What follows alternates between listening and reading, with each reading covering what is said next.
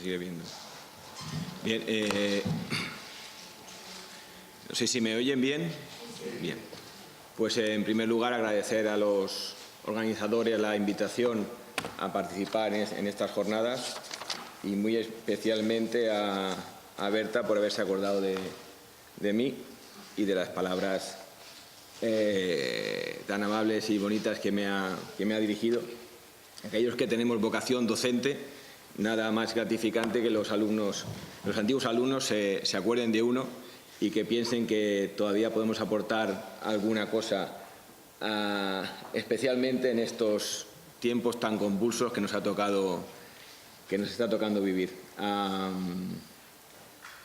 Berta era una alumna inquieta e inquietante, porque cuando levantaba la mano uno se asustaba porque sabía que iba a haber una pregunta complicada, porque quería soluciones y quería respuestas a temas en los cuales, lamentablemente, el que les habla no tiene soluciones, ¿no?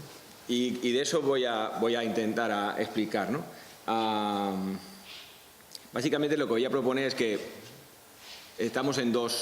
hay dos modelos confrontados, que es el de todo aquello que está relacionado con la defensa del territorio, con los límites al crecimiento, y por otra parte tenemos otro fenómeno que es el de esta distopía urbana, este crecimiento ilimitado, y son dos realidades que son irreconciliables, absolutamente irreconciliables.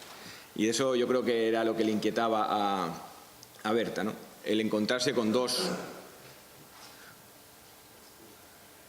una imposibilidad y una posibilidad. La posibilidad construida del crecimiento ilimitado y el discurso que nos hacía creer o pensar o aceptar que aquello que nos hacía pensar como imposible lo que en realidad debía ser posible, que es poner límites.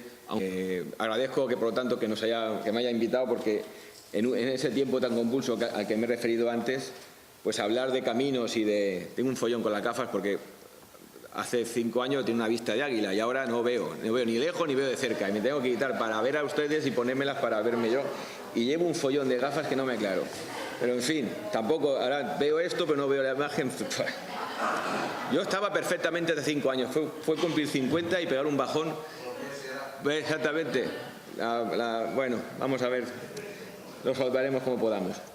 Bueno, pues en este tiempo convulso, tener un espacio y un tiempo para hablar de caminos y de ovejas me parece que es bueno para la salud física, mental y espiritual de las personas. Por eso le agradezco porque además me ha hecho recordar algunas cosas que uno tiene en la cabeza pero que no pone por escrito, y que una invitación como la que me ha hecho Berta pues me ha hecho relacionar algunas cosas. Yo no les voy a mentir, un sociólogo es un tipo que habla de casi de todo y no tiene casi idea de nada. Eso es verdad, eso no vayamos a engañarnos. Y lo que hacemos es unir de las pocas cosas que sabemos, intentamos unirlas de una forma diferente para aparentar, ¿no?, de que sabemos mucho, pero en realidad lo que hacemos es 3 cositas y le damos las vueltas. Bueno, esas 3 cositas que yo sé, y esas cosas, esas formas de conectar ideas, que es típico de la sociología, viene al caso porque cuando me invitó Berta y recibí la invitación por email, pensé en caminos y ovejas, y yo tuve la suerte hace 2 años de ir a estudiar un caso espectacular, que fue cómo se frenó en la Patagonia chilena un megaproyecto hidroeléctrico que iba a mudar no solamente el paisaje, sino también la forma de vida de ese extremo sur de Chile, que debe ser media España y viven 100.000 habitantes, un sitio fantástico, ¿no?, y que también tiene una cultura muy especial, ¿no? Y uno de los elementos, y me parece importante mencionarlo, unos elementos en los cuales se basó la defensa o la resistencia, ¿no?, para evitar que ese megaproyecto de 5 centrales hidroeléctricas se llevara a cabo, fue el tiempo patagónico, ¿no? El tiempo patagónico, que siempre lo mencionaban los lugareños, ¿no? Mencionaban un tiempo que está marcado por el paso de los caballos y de las ovejas, y uno tenía que adaptarse al ritmo de las ovejas, al ritmo del caballo y al ritmo también de las estaciones, ¿no? Un tiempo que era diferente en primavera y era diferente en invierno. Y no había más remedio que adaptarte, ¿no? Un tiempo además donde había mucho silencio y un tiempo verdaderamente hermoso que se contrarresta de forma evidente con el tiempo que nos ha tocado vivir. Y ese tiempo patagónico de alguna manera también está presente en estas jornadas, ¿no? En esta invitación que me han hecho para hablar de vías pecuarias y de urbanismo, que como he mencionado antes, y ahí entro a explicar un poco el contenido de los minutos que me han dado la oportunidad. De lo que voy a hablar es primero de situar este debate que hay entre distopía urbana y aquellos que pensamos que es una distopía y que nos lleva a una crisis, como dos realidades irreconciliables, ¿no? Una pareja de opuestos que tienen naturalezas completamente contradictorias. No entraría yo en el debate de urbano y rural, que es un debate del siglo XIX que se traslada hasta el siglo XX, sino yo creo que estamos en otro debate, ¿eh? Es el debate de la globalización del urbanismo, de estar en un tiempo hipermoderno que llega a todos y nos invade nuestros espacios, nuestros tiempos, tanto los más generales o estructurales como los personales, y ese combate cultural en el que estamos aquí, creo que metidos, ¿no?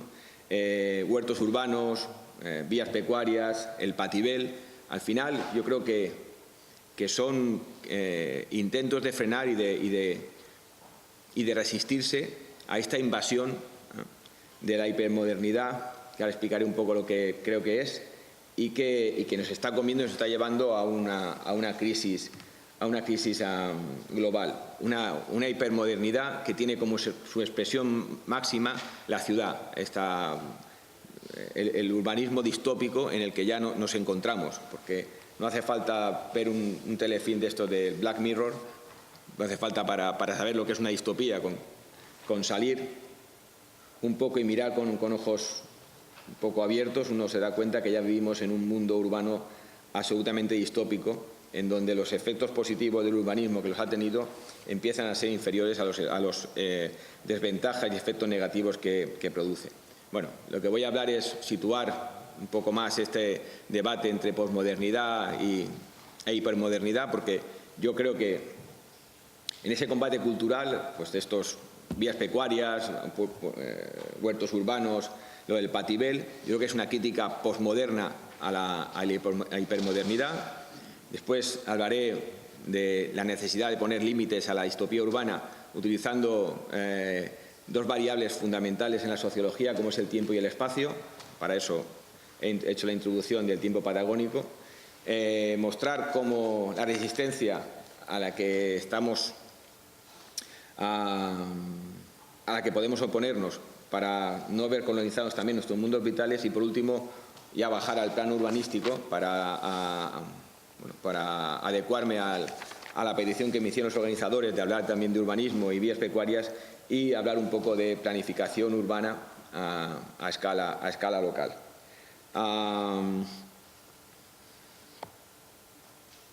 Bien, ¿por qué pienso que esto es los que estamos aquí somos unos posmodernos?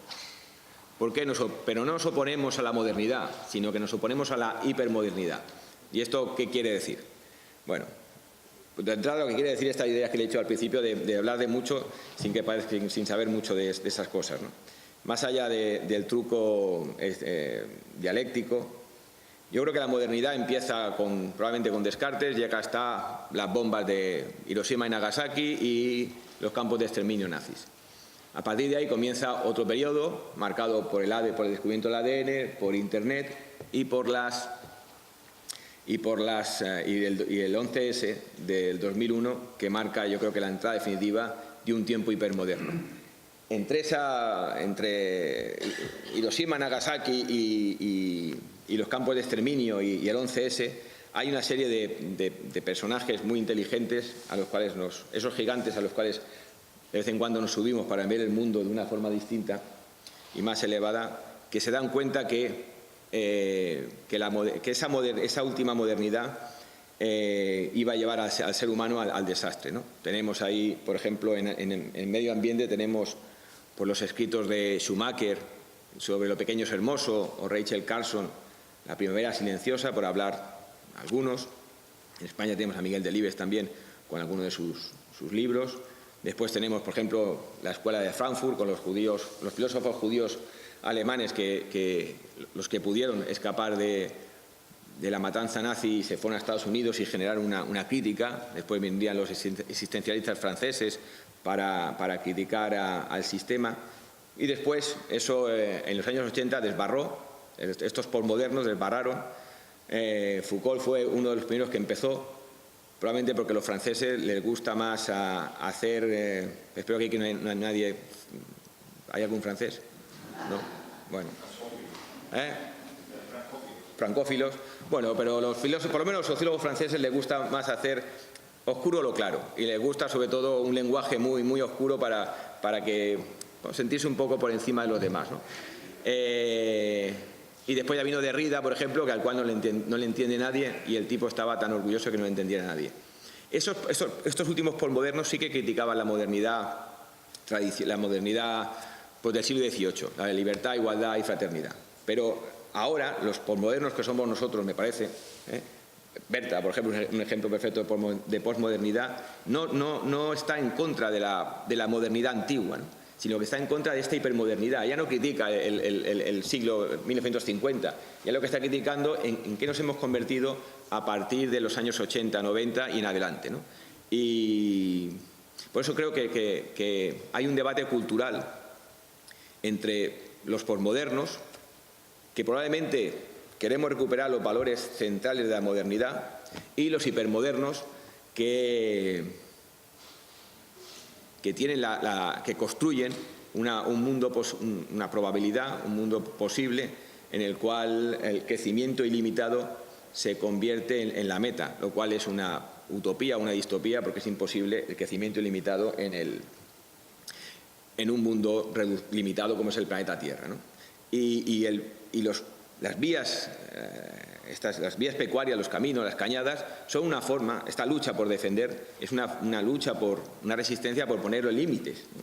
Y lo hacemos de muchas maneras. Se puede hacer a través de vías pecuarias, se puede hacer a través del patibel, se puede hacer a través de ir en bicicleta, pero al final yo creo que estamos todos, o muchos, o menos los que estamos aquí presentes seguro, que estamos intentando poner límites a una locura que es la del crecimiento ilimitado, expresado o con su máxima expresión, que es la ciudad, ¿no? Una ciudad que ha perdido el control porque ha quedado en manos de especuladores, exactamente. ¿Y por qué ha quedado en manos de especuladores una ciudad que empieza a generar más efectos positivos que efectos negativos, ¿no?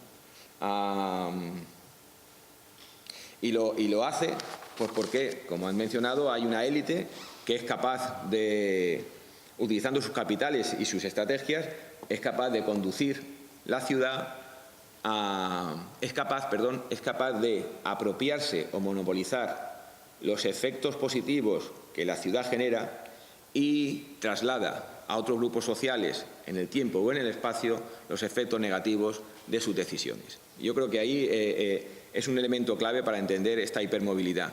No existe un sistema que tenga un funcionamiento, yo estoy en contra de esa visión, ¿no? Como un sistema capitalista que es como un organismo autónomo que tiene sus propias reglas, no. Al final hay decisiones humanas que las élites permiten, como toda actuación, genera beneficios y perjuicios, y hay unas élites que son capaces, a través del uso de sus capitales y de sus estrategias, de beneficiarse de los efectos positivos y trasladan los efectos negativos en el tiempo, en el espacio o hacia otros grupos sociales.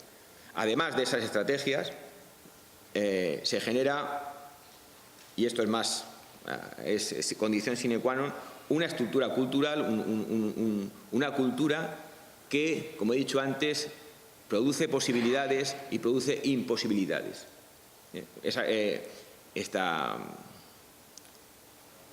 La unión de las élites con las estructuras y relaciones sociales que conlleva, a su vez va asociado a una forma de pensar, a una forma de interpretar el mundo, es decir, a una cultura. Y esta cultura tiene un efecto especialmente normativo. La cultura es lo que nos dice lo que es bueno o es malo, y nos dice lo que es posible e imposible. Y esta cultura de la hipermovilidad, de la hipermodernidad, construye una posibilidad de que lo ilimitado es posible, aunque no sea cierto, y convierte a los que tenemos un mínimo sentido común y racionalidad en utópicos o en imposibles. Y lo hace bien, porque estamos todos metidos en ello, ¿no? Y porque no hemos podido hablar a gusto hasta que no hemos cerrado los móviles, ¿no? Que es una expresión también de esta colonización de nuestros mundos vitales, ¿no? Y se crea esa cultura que convierte lo que es posible en imposible, utópico, y lo que es imposible lo convierte en posible. Porque un urbanismo sin límites no es posible en términos humanos. Llegará un momento en que esto deje de funcionar. Y probablemente antes o después, ¿no? Bien, en ese sentido,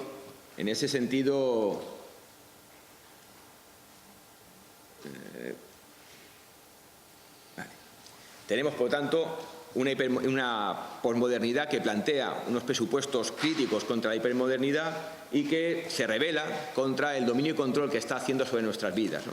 Esta hipermodernidad se caracteriza por el tecnocapitalismo de una rapidez, de un tiempo, de un casi no tiempo, por su rapidez, por su inmediatez, por el vértigo de esta hipermodernidad, por reducir todos los valores a un único valor, que sería el del dinero, porque se consagra la hipervelocidad, por el desarraigo cultural y también desarraigo territorial al que ha hecho referencia el alcalde al comenzar estas jornadas, ¿no? Hablando de un pueblo que ha crecido tanto que ha perdido su identidad, por cosificar las relaciones humanas y llevarlas solamente al plano de los valores monetarios, una pérdida de autonomía personal y sujetos al control tecnológico, ¿no? Y todo eso, si uno abre los ojos, lo tenemos en estas ciudades distópicas en las cuales nos hemos metido, ¿no? Y nos lleva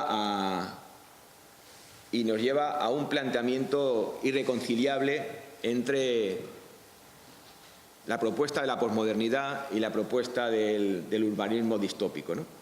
En cuanto a tiempo y en cuanto a espacio, como variables fundamentales que rigen la praxis social, podemos ver ahí en este cuadro una pequeña comparativa entre que el modelo de distopía urbana ya el tiempo ha dejado de existir, ¿no? por el afán de la inmediatez. Si el ordenador no se nos abre en 10 segundos, pensamos que hay un drama, ¿no? Y queremos que si tenemos hambre no cocinamos, pedimos a Deliveroo y nos lo manda a casa, ¿no? Sin embargo, si miramos un poco más esa inmediatez, es a costa de un chaval que tiene una bicicleta, que está en precario y que lo están explotando, ¿eh? Por tanto, la inmediatez tiene un coste. Frente a esa inmediatez tenemos el tiempo que planteamos, ¿no? El tiempo patagónico, ¿no? O el tiempo del pastor con sus ovejas, ¿no? Un tiempo marcado por un tiempo natural, un tiempo que tiene sustancia, que tiene esencia, ¿no? Un tiempo que se puede vivir, ¿eh? Y no un tiempo mercantilizado como el que estamos, en el cual es el mercado el que nos marca las pautas de nuestra vida diaria, ¿no? Un tiempo que en la distopía urbana se puede comprar, ¿eh? Mientras que pero no se puede sentir, mientras que en la otra propuesta, en la propuesta de existencia, sí que hay un tiempo para sentirlo, ¿no? Un tiempo para el silencio y un tiempo para la vivencia. Lo que es raro es que nos guste más el de la izquierda que el de la derecha, ¿no? Bueno, en este caso para ustedes sería el de... Sí, ¿no? Bueno, tómenlo como quieran, pero que nos gusta más. Asombrosamente estamos más a favor en general a la sociedad de un no tiempo en donde generamos un montón de chiquillos frustrados, que es lo que estamos haciendo, un montón de frustrados porque si no reciben la respuesta inmediata se frustran, y así nos va a los profesores, frente a una otra forma de vivir el tiempo en donde hay otros valores que son más importantes, ¿no?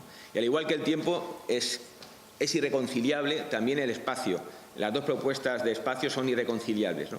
La primera es el de no límite, ¿eh? Al igual que no había un no tiempo, tampoco hay un no espacio, porque todo es urbanizable, ¿no? Y el caso del Patibel y el caso de los ferries me parece que es ejemplar, ¿no? ¿Hasta dónde vamos a llegar en nuestro afán de urbanizar la costa? En el caso de Patagonia, ¿no? Es que era la única zona que quedaba sin represar en Chile, perdón. Y también querían represarla, ¿no? Porque sí, porque hay que llevar el progreso hasta el último confín del mundo, ¿no? Y yo creo que no, que hay que poner algún límite, porque como decía también al principio de la ponencia, tenemos un futuro que dejar y tiene que haber alguna ventana a la costa. No puede estar. Tenemos el 90% de la costa ya urbanizada, cementada. Los trabajos del Observatorio de Desarrollo Sostenible de la década anterior lo mostraban, ¿no? Digitalizado perfectamente, ¿no?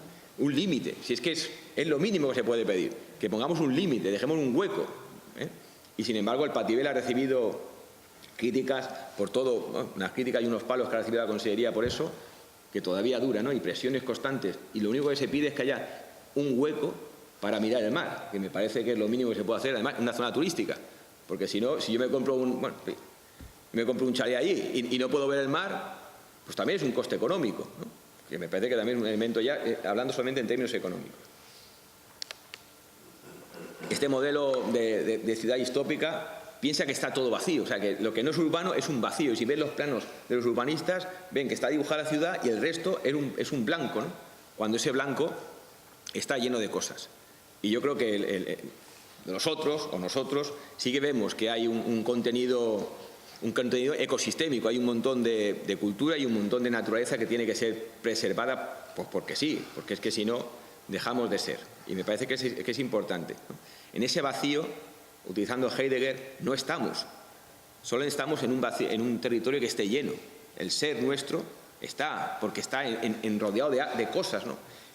De cosas que son importantes y no solamente de estos no lugares que construye el urbanismo moderno, ¿no? Por tanto, estamos enfrentando una desterritorialización, ejemplificada por los centros comerciales, que da igual que estés en Torrevieja, en Madrid o en Miami, son todos lo mismo, ¿eh? Frente a un espacio cultural lleno de significados, porque somos lo que no solamente somos nuestras circunstancias, sino también somos nuestro entorno, ¿eh? Es nuestro entorno el que nos ha hecho. Somos seres humanos porque vivíamos en la sabana, porque después colonizamos el mundo, porque el mono se adaptó a vivir en grupo y porque estamos en este entorno. Si no estuviéramos en este entorno seríamos distintos. Veremos qué pasa cuando nuestras generaciones, las nuevas generaciones que están viviendo en un nuevo espacio, entorno virtual, veremos qué pasa con su concepto de moral o de ética, ¿no? Cuando las relaciones humanas personales que eran básicas, desde pronto desaparecen y son intermediadas por un ordenador, ¿no? Y lo estamos viendo, que se están deshumanizando, ¿no? Desde las relaciones sexuales hasta las relaciones paterno-filiales, ¿no? Al final estamos hablando de dos ecosistemas, ¿no?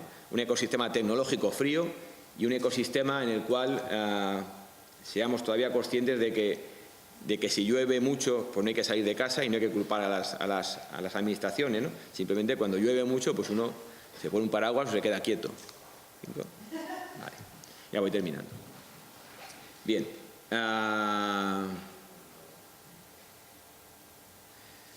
En realidad, yo creo que de lo que estamos hablando es de resistencias a la colonización de nuestros mundos vitales. De que cada vez ya no es el espacio urbano el que invade, ¿no? Más allá del contorno de la ciudad, ¿no? Sino que lo que estamos hablando es de cómo estamos perdiendo la batalla de la emancipación, que es la batalla de la modernidad, frente al modelo tecnocientífico que nos coloniza, ¿no? Y el debate sería cómo resistirnos a esta colonización que es tan difícil, ¿no? El hecho de que los móviles no nos dejaba escuchar, me parece que es un ejemplo perfecto de esta colonización, ¿no? Y vuelvo a decir que es irreconciliable, no podemos andar con medias tintas, ¿eh? Les he puesto al lado el libro de la filosofía, el barro de la historia, porque parte de la idea de hipermodernidad se le ha copiado a Feynman, ¿no? Yo no soy capaz de generar tantas ideas. Y al final, ¿qué hace los profesores? Hay dos tipos de profesores, los buenos y los malos. Los malos que hacemos es coger muchas cosas, leerlas, las pasamos por el puré y se las damos a los alumnos. Y después están los grandes que son capaces de construir por libros como este, al cual yo les recomiendo, si les gusta la filosofía y no son filósofos, que se lo lean. Bueno, ¿qué se puede hacer desde el planeamiento urbano? Bueno, lo primero que tenemos que establecer es la necesidad de límites al crecimiento urbano. Que es el primer debate que tenemos que establecer, ¿no? Que la ciudad no puede crecer de forma ilimitada, que tiene que haber, porque además no es bueno. Yo que afortunadamente por mi trabajo viajo mucho y viajo a grandes urbes, pues Ciudad de México o Sao Paulo, que son ya absolutas distopías. Hace 15 días estuve ahí con mi hijo, íbamos caminando por el centro de Sao Paulo y era simplemente absolutamente demencial, ¿no? Es cierto que son, en fin, situaciones enormes, pero que empiezan a ser comunes porque ya hay más gente viviendo en ciudades que en el mundo rural, ¿no? Primero es establecer esa necesidad que es ecosistémica de limitar el crecimiento urbano. Y si no aceptamos esta afirmación, pues ya entramos en ceder lo que no es cedible, ¿no? Después, cuando hacemos planeamiento urbano, tenemos que introducir otros valores referenciales. No podemos planear exclusivamente por los intereses económicos o los intereses de la especulación. Hay otros valores urbanos que son importantes, pues los de la libertad, los de la fraternidad, los de la tolerancia, los de la felicidad, los de las plazas de toda la vida. Entonces, hay un montón de valores que son los que verdaderamente nos hacen felices y verdaderamente han hecho a la ciudad un lugar de libertad y de progreso, y que no se discute en el planeamiento urbano. Uno habla de felicidad en el urbanismo y se ríen en tu cara, ¿no? Porque no es un argumento mercantilista, ¿no? No se puede medir. Y sin embargo son esas cosas que no se pueden medir, son sin lugar a dudas las más valiosas. Un planeamiento, por tanto, mucho más democrático, ¿no? Tenemos un déficit en planeamiento democrático por dos lados. Uno, porque la legislación no facilita la participación, y dos, pues porque la gente no participa. Y yo que trabajo mucho participación, el principal problema de la participación es que la gente no participa. Afortunadamente, en Torrevieja hace 2 o 3 meses tuvimos una excepción cuando hicimos las jornadas para plantearnos escenarios nuevos turísticos y vinieron 90 personas. Pero fue una absoluta excepción. Y yo creo que en un municipio que afortunadamente se está moviendo últimamente mucho, ¿no? Pero es una excepción. El planeamiento democrático, la ampliación de los evaluadores, es decir, ampliación de valores y evaluadores que miden el planeamiento de formas distintas, exige a la población dar un paso adelante e involucrarse, como están ustedes involucrados en estos asuntos. Hablar aquí es tontería porque ustedes sí, pero cuando vas afuera es un desierto participativo. Y vuelvo a decir, no solamente es por las instituciones, sino también es por una falta de voluntad democrática de dejar que otros nos dirijan. Y después, cuando hacen mal, nos quejamos. Coño, por no haberlos votado. No haberles votado. Bueno, lo dejo ahí. En ese sentido, discutir la distribución de los efectos del urbanismo, ¿no? De los efectos positivos, pero también de los efectos negativos. Introducir las evaluaciones de impacto ambiental y las evaluaciones de impacto social. Y no solamente identificar impactos, sino cómo se distribuyen entre la población. Porque uno va a Madrid, encuentra una calidad de vida en Madrid Norte, y va a Madrid Sur y es completamente distinta. ¿Por qué? Porque hay unas élites que son capaces de trasladar los efectos negativos de sus decisiones al sur de Madrid, donde se unen problemas ambientales con problemas de precariedad laboral, etcétera, etcétera. Y la última recomendación que hace un profesor, pues es que lean. Aquí probablemente no hace falta que hacerlo, porque seguro que todos ustedes son grandes lectores. Pero con la cosica esta de los WhatsApp y tal, la gente no lee. Y si no leemos, no tenemos conocimiento. Y si no tenemos conocimiento, no podemos decidir. Y si no te podemos decidir, no somos libres. La libertad no nos va a hacer más felices, nos va a hacer más jodida. La libertad es más jodida. Pero por lo menos, como dijo Schopenhauer, la libertad nos hace libres. Y solamente podemos hacerlo a partir del conocimiento y la discusión. Bueno, y acabo otra vez agradeciendo a a los organizadores, a la sede de Torrevieja, de la Universidad de Alicante en Torrevieja, la oportunidad de echarles este rollo de un tipo que, ya saben, que habla de casi todo, pero sabe muy poquitas cosas. Pero de leer, sí, ahí sí que creo que tengo la razón, porque me parece que si no leemos, mal vamos. Muchas gracias.